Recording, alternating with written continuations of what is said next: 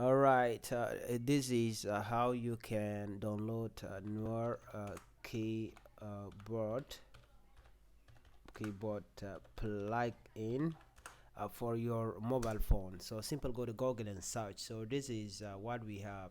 Nuer Keyboard plugin. You can simple click that, and then you are going to see this. This is the interface right here on Google Store.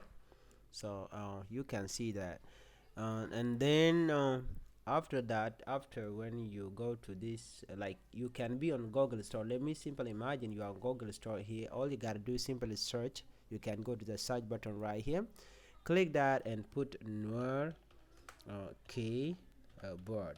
All right, Nuer Keyboard plugin.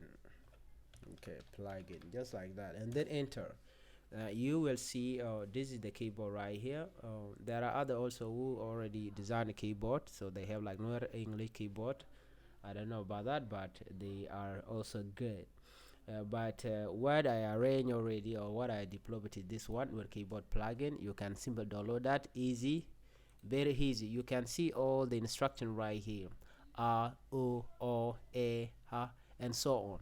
So please try to check the description of this video so that you can download it. I'm gonna put the link in the description below.